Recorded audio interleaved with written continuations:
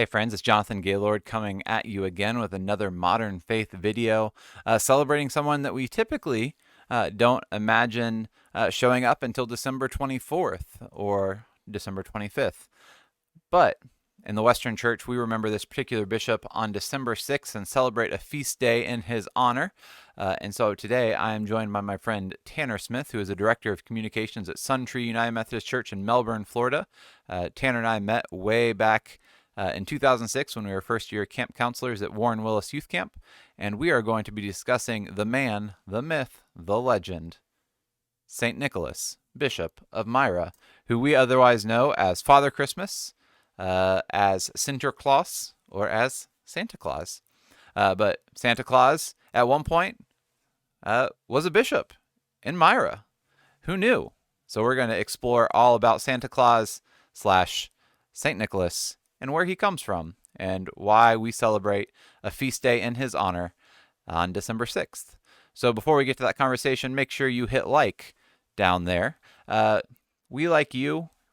You can like us. I mean, we'll like you whether you hit like or not, but, you know, it helps us out a whole lot. Lets us know that you're out there. And also, while you're down there hitting that like button, if you haven't hit the subscribe button, hit the subscribe button. That will keep you up to date. Keep all of our videos on the top of your feed as they come out. And also, you could go ahead and hit that little bell icon and that'll let you know when new videos come out. So now that you have done that, let us get on with this conversation, discussing and learning about St. Nicholas, Bishop of Myra. All right, well, we are jumping into this here conversation with Tanner Smith, and we are talking about St. Nicholas. And Tanner is probably the foremost St. Nicholas expert that I know. So we're really excited to have this conversation. And I'm going to let Tanner lead us off with the tale of the three virgins, and I'll jump in there here and there because it's a great one. Yeah, so we meet Saint Nicholas in a time. There's a year, I'm sure, in one of my many notes here. Let me bring it up. The 300s or 400s. Yeah, certainly. Very late Middle Ages, maybe one would say. There's early Middle Ages. Early Middle Ages. Yeah. Okay. Yeah, it's hard to tell when the middle of things is. Yeah. But anyway, so we find him in the story as the son of a wealthy family in Greece. Turkey. Turkey, man. I guess no. I think he is originally from Greece. Like he was born in Greece. Yeah. Okay, cool. Yeah, that was based on my extensive research. So we see him as a young man, the son of a wealthy family, looking to do good, looking to spread the Christian message in his area, and he comes upon a poor family. That has the daughters of which three daughters have no dowry. They have no ability to find a match in their community, and in that time, that most likely meant they would remain unmarried. And the implications of remaining unmarried in that world were most likely they would end up in a life of prostitution or at least extremely destitute. So Saint Nicholas sees the opportunity to be charitable to this family. And we don't get a lot of context as to why this is, whether he is a person who, is just very secretive in general, that just likes to leave secret gifts. This is all strewn throughout the Saint Nick tradition, is that the secret gift giving is part of his MO. Or maybe he knew this family and knew that they would be, really hesitant to accept charity. But what we find in this story is that he selects 3 nights in which he sneaks to the family's home and through an open window, just chucks a sack of gold right in there. Just chucks a real nice bag of gold in the door. The first night, the family doesn't even notice. They find it in the morning. The second night, they see it, but they can't see who it is. And then in some of the tellings, the third night, they spot him, they recognize him, they ask him, the next day, was that you? And he denied it. No, it was never me. I would never do that. But in this, we see the origin of many parts of St. Nicholas. We see, the awesome, the gift giving and charity. We see the care for others really eventually gets extended into care for children and the taking, the caring of young people. But if we were going to consider St. Nicholas a comic book story, which I deeply think we should be developing. See that graphic novel right there. Yeah, that's certainly the origin that we see as his beginnings. Yeah, I think this is the St. Nicholas story that, because it is the origin story for goes on to be in Dutch Sinterklaas and in English Santa Claus. My favorite, like this is the story of Saint Nick that everybody adds on to. So like in a much later version of that story, Saint Nicholas isn't throwing bags of gold through the window. He's throwing them up into the chimney. And then in an even later kind of edition is like he's throwing them into the chimney and they're landing in socks that are drying in the fireplace. So we can kind of see like, and I don't know like how much of that is like us saying, here's this weird thing we do, let's read back onto this story, or like if it all comes from there. But and it's interesting where the shoes and where the stocking feet, that seems like a much later, even like Western European journey. Like, I know the origin of like the tradition of St. Nicholas Day of giving shoes, receiving shoes, and like treats in it seems very like German tradition. And he's the guy that walked around a lot. In the tradition we hear of Santa Claus, he's a man that flies on a sleigh. Saint Nick spent time on the ground. He put the steps in. He put the boots on the ground. I think that's really impressive. He was hitting his step goal on his Fitbit every day. Every day on the daily. Yeah. And then I mean the stories. That's like the most grounded, I would say. The tamest of all the Saint Nick stories, right there. And then he spends some time. He goes over to the Holy Land. We see him. He wanted to walk the areas where Jesus walked. There is a tale that he, in the tradition of our Lord and Savior Jesus Christ, calmed a storm with a word. Saved some fishermen in process. He's the patron saint of fishermen and sailors, I think. Definitely sailors. I don't remember fishermen though.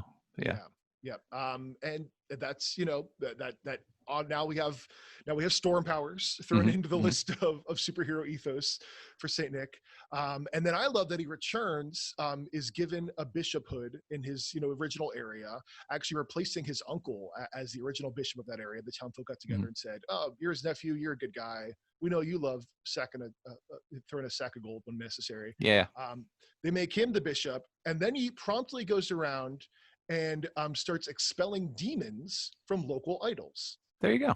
One of which was a demon trapped or choosing to inhabit a cypress tree, in which Saint Nicholas expelled with an axe. He cut down the demon tree, expelling the demon. I thought that was just, there's a lot. That is actually one I had not run into before. Right there, I learned something. I've got the page right here. I'd love to read a little bit about it. Demons be gone. After becoming Bishop of Myra, Nicholas discovered that demons occupied many of the shrines to old idols. These demons caused disturbances among the people. So whenever he found one of these shrines, he tore it down, driving away the demons and restoring peace. The villagers of Placoma asked Nicholas to rid a cypress tree of demons. To do so, Nicholas swung an axe, thereby frightening the demons away. He also performed a similar feat on a local well. And people came to say that was the most delicious drinking water they'd ever tasted. There you go. Cool I feel like that's the kind of stuff that really gets left out of who we imagine Santa Claus to be, is the axe wielding demon hunter, demon scarer. Yeah, like that guy. Like Supernatural ran for 14 seasons, so like at some point they encountered Saint Nicholas, the demon hunter, right? Like if not, then they spent way too much time on. Really missed an opportunity talking to a sentient car. They couldn't get an attractive enough version of him. You have to be a real 9 or a 10 to make it as a regular returning guest on Supernatural. They just couldn't make it happen. They couldn't make it happen. So Nicholas is the bishop of Myra, which is in modern day Turkey, Myra, and part of kind of his ministry there. This is another thing that like just falls away from the Saint Nicholas Santa Claus being, is that he I think 3 boys go missing, and he goes looking for them and discovers that the local butcher has taken the boys, killed them, cut them up, and put them into salt brine, intending to sell them as pork.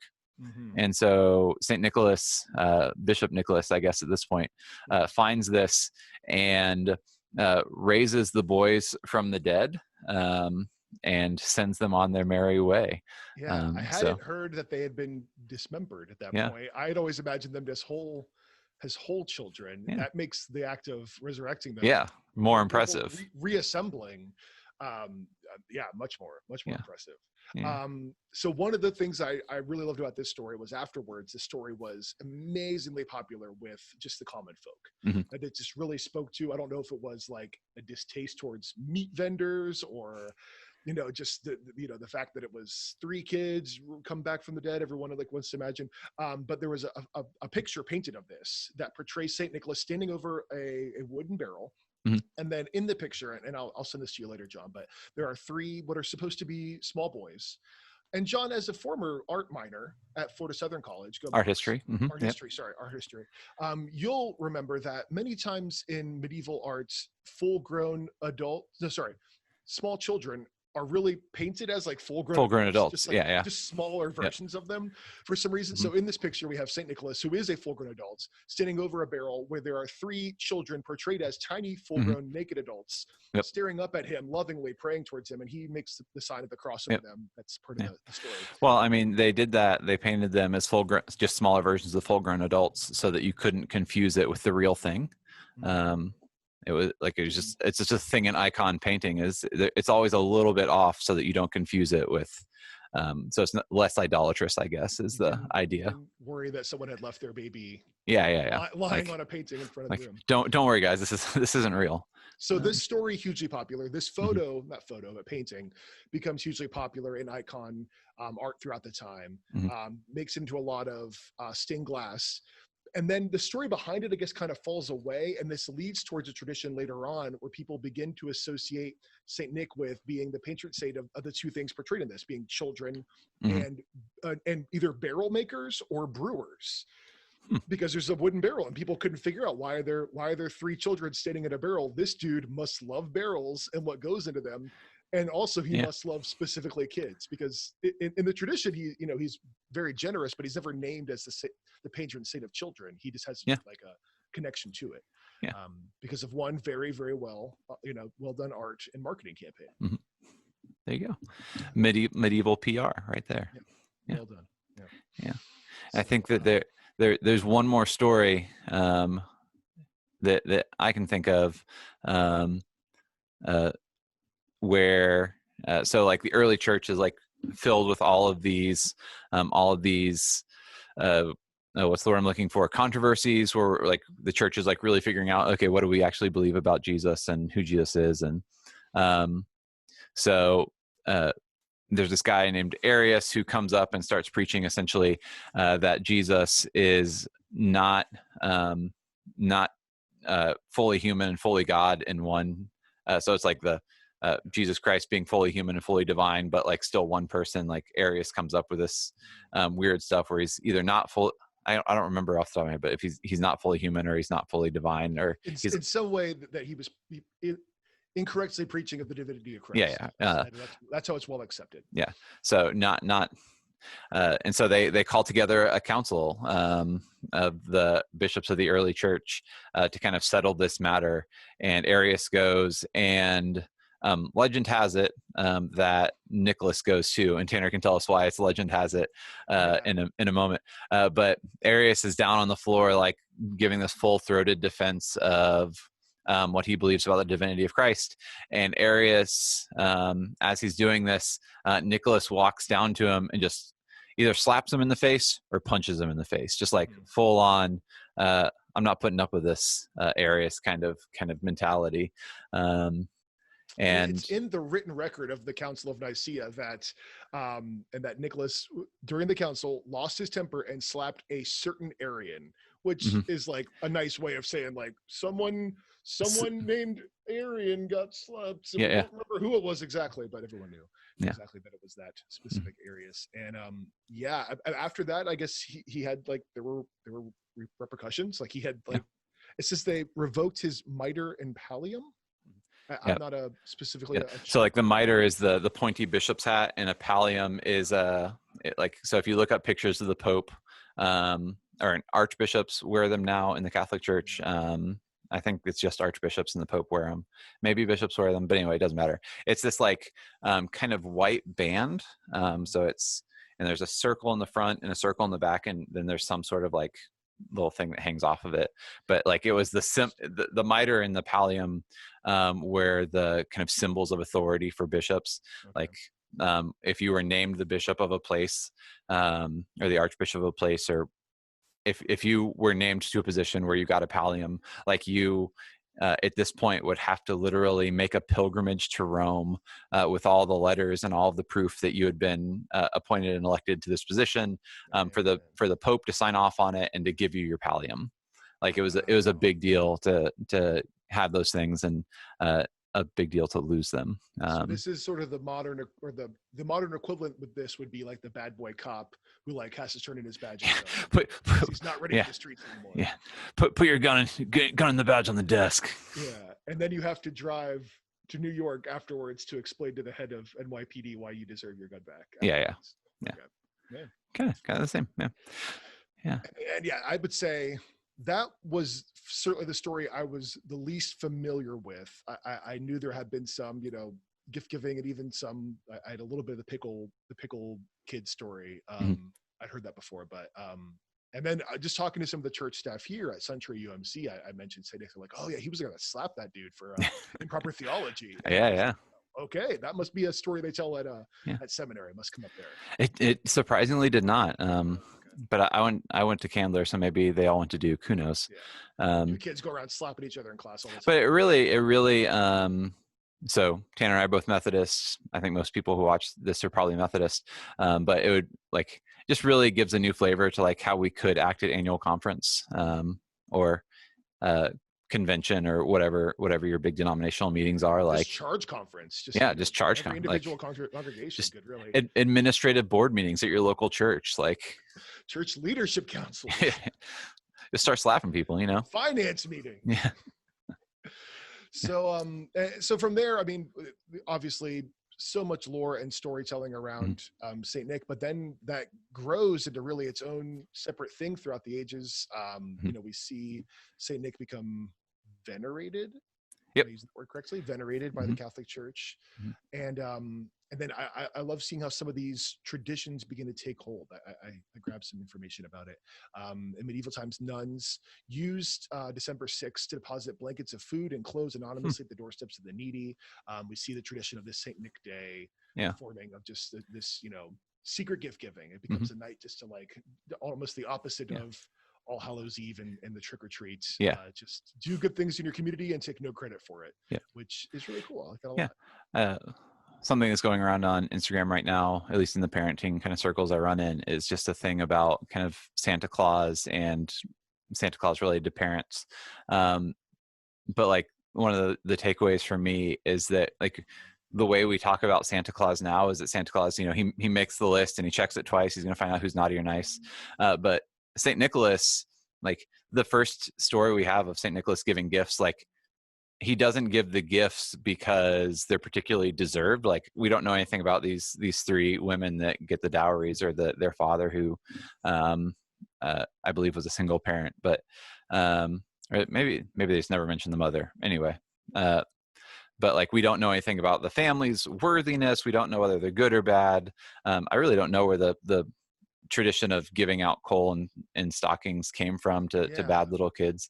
But like St. Nicholas is just like this selfless gift giver, and the gift itself doesn't so much matter on the person, isn't a reflection of the person receiving it, as it is the holiness that St. Nicholas embodies and shares out into the world, which I think is just really, really might be a good thing to think about over the course of December and Christmas, when we're thinking about, when we see Santa Claus. Like Santa Claus isn't like somebody out there looking for, aside from the story of slapping Arius, like he's not out there looking for some sort of weird retribution or revenge, or to like even some sort of scale. Like he's going out there to spread these gifts and to spread God's love. I'd say it so much mirrors just the story of grace. I mean, where his time of year certainly harkens the opening of Advent, where we're expecting Christ, and then Christ is all the bringer of grace to all humanity. And that's the same with Saint Nick. He wasn't there to judge you morally. He just wanted to make sure that all receive the gifts that that they were deserved their They're available. Christ. I like to imagine in the superhero ethos, though, this is a much older, wizened, he's lost sort of the edge of his young days. Certainly he did good things back then, but the edges have worn off, and he's just a more general do-gooder. He'll still slap a theological, Right. Yeah. when necessary, but Yeah. he holds back on it. Yeah. I want to say, I think in my research on Saint Nick, one thing that was interesting was that in the times, I wish I remember the specific one, but there was a time where the saints became very profitable for the church, and being close to the shrine of a saint, and those pilgrimages became a great moneymaker for churches. And the shrine for Saint Nick had a lot of issues in its original location with being damaged. It was just a place where a lot of people were visiting and was receiving a lot of damage and not a lot of upkeep. So a collection of churches in Venice actually sort of volunteered, sort of stole a good amount of St. Nicholas's remains and moved them to churches in Italy around Venice, and sort of commercialized them, and sort of made them themselves a big spot to celebrate St. Nick. And I love that kind of really mirrors, we always talk about how Santa Claus has become so commercial, but there was an element of St. Nick that was pretty early on. Saints were sort of sealed. Yeah, saints were big business. I guess they still are big business for the church. Make a lot of money on those little cards. Yeah, the candles. Yeah, I think that's where it really is. His current shrine is in Bari, Bare, which I believe is in Italy. Yes, southeast coast of Italy. Yeah, a lot of the Middle Eastern, because he's from Turkey, and his original shrine is in Myra. They built a church on top of the church that was there when he was bishop. A lot of the Middle Eastern saints, it's kind of like one of those shameful periods of Christian history, is like we have all these saints from the Middle East and all of their remains are now somewhere in Europe. Along with the rest of the Crusades, a very shameful part of Christian history. So I first became familiar with the traditions around St. Nick from my friends, Mike and Jackie Wolf, who I called in preparation of this today, and they asked me to give them a shout out. So thank you to the Wolf family. They better watch the video and like it, right? Yes, I believe they will. They wanted the link. They began celebrating St. Nick Day after they received a German exchange student, and learning about his family traditions. And this was a big part of his family. So on St. Nicholas Day, which will be this Sunday, the 6th, their family tradition, and I'm assuming this probably came from this kid's family tradition, is that everyone gets new shoes. And they get a treat in their shoes, some sort of treat for that year. And then the family also gets together and decides how they're going to bless others throughout that Advent season. So they kind of decide like a family project that's going to be a blessing to some other part of the community during that time. And then the rest of Advent is a build up to that. And I thought that was so cool. I love that. First of all, new shoes, always good. I got a pair of Chacos I've been wearing for 3 years, longer than I should have. If a pair of new Chacos showed up this Sunday, I would be all about it. So excited. Absolutely. What kind of gifts could you put in Chacos though? Like, you could clip a lot of things to them. You could clip a little, maybe some earbuds. Maybe a cool flashlight. I'm thinking something practical. Just tighten something down in the straps and it'll be right there. Or a belt. I could also use a new belt. That'd be cool. I think that in the English speaking world, like we leaned much more into stockings. But like the Germanic world, I think in Denmark, they do shoes too, like gifts into your shoes. Which is pretty cool. Scandinavia, I don't know what their Saint Nick Santa Claus traditions are. They have Saint Lucy, who I think is also pretty cool. That's got to be next week's episode.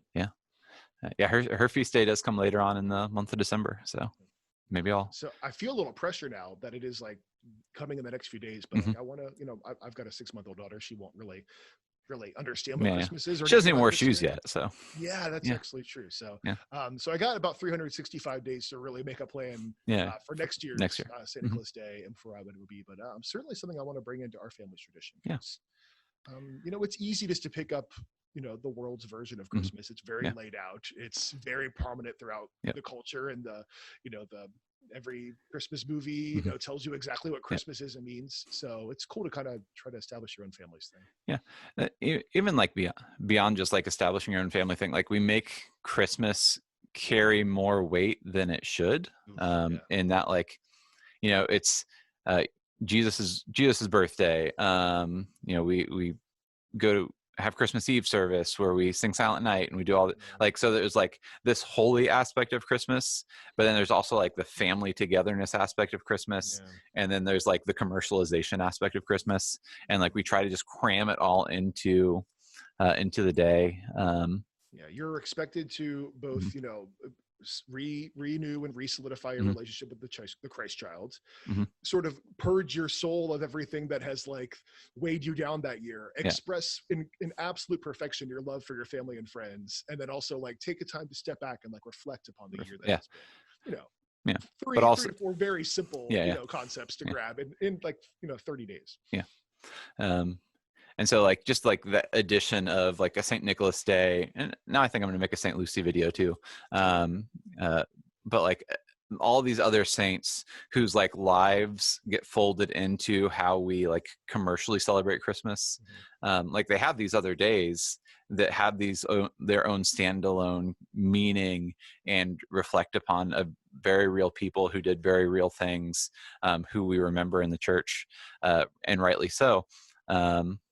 Like we could just move some some of that stuff, Yeah. and then like as we're moving stuff, we can probably let some other stuff go. De-escalate this one day, Yeah, yeah, yeah, share yeah, that load around. yeah, Absolutely. yeah, Yeah. yeah. Well, I mean, do you guys have any special family traditions you've established with your growing family? We have not, uh, like I've always had Christmas Eve service. So we do Christmas Eve service, and then when we get back, we have shrimp and grits. Like that's always our Christmas Ooh, I Eve like meal. that. Yeah. Um, and then yeah, like one of the things that we have tried to do, and we've been more or less successful. I think Carrie and I have been married. Ooh, I'm going to say this, and it's going to take me too long to figure out. Since 2014. There we go. That's what I was going to say. So Yeah, yeah, 2014. one of us has to Um, be right. and in those 6 years, we've gone to church on Christmas Day 2 or 3 times. And like that's like a thing that I've really enjoyed is like going to church on Christmas Day. In part because like I work for the church, I preach, I do sacraments, I do all the pastory stuff. So to go to someone else's church on Christmas Day, I can just be part of the congregation is really good. Yeah. But also like it's a nice way to step back, and to just like let the day be about what the day is about, which is the birth of Jesus, the birth of Christ. Um, and Christmas Day services are always so sweet. Yeah. Like, there's a tenderness on Christmas Day worship, that we try to recreate throughout December, anyway. But you know, even on Christmas Eve, like it's one of the biggest attended days in the church. Like so, your church is going to be filled in ways that it might not normally be. So you've got all these voices singing Silent Night. But then when you go to church on Christmas Day, it's always a much smaller, much more intimate gathering. So like there's just this tenderness to it, and just because the church is kind of holding the space against the larger culture of what everyone expects of Christmas Day, like there's almost a forgottenness about Christmas Day worship. I was going to say, yeah, I've only heard of Yeah, it happening on Sundays that happen to be yeah, Christmas. yeah. Are there churches that specifically always have consistently? Oh wow, that's cool. Yeah, and so they're usually Episcopalian or Lutheran churches, or Catholic churches, do Christmas, and not all, like, but they're those are the denominations that tend to do them more. Gotcha. So like because there is this forgottenness to the service of like everybody else is off doing something else and we're here. Like I don't know, it just feels much more like you're at the side of the manger where here's Jesus being born, where there's no room at the inn and everyone's kind of forgotten about everything else. I don't know what we'll do this year, just because North Carolina is still fairly locked down. Yeah. So kind of looking forward to, I need to start looking to see who's going to have a virtual online service, and plug into that. Oh yeah. Yeah. Probably some really well done ones Mm-hmm. around there. Yeah. Or maybe we're doing a pre-recorded Christmas Eve service that we're Yeah. putting like a lot of effort into. Mm-hmm. So there'll probably be someone doing a pre-recorded Yeah. version as well. Yeah. So yeah. So as we wrap up this time together, let us know down in the comments. I know that this video, maybe I'll either post it today or tomorrow, so Thursday or Friday. So you've only got 2 or 3 days to think about what you're going to do for St. Nicholas Day. You got to get to Payless now. Not a whole lot of days, but like, did you hear anything that you want to incorporate into your family's traditions? Maybe not buying new shoes, but maybe the kind of thinking about how can we as a family go out and follow in the footsteps of St. Nicholas, helping and caring and loving. Did you have a favorite story? What should we bring from the legend of St. Nicholas into popular culture? Are you willing to help us develop our 5-part book series? Yeah. We really need a graphic artist who really wants to put a hard edge on St. Nicholas. Do you know someone who works at Disney Marvel that would be willing to have a conversation with us? I think this Santa Claus vision I have is more DC, so more Batman. Yeah.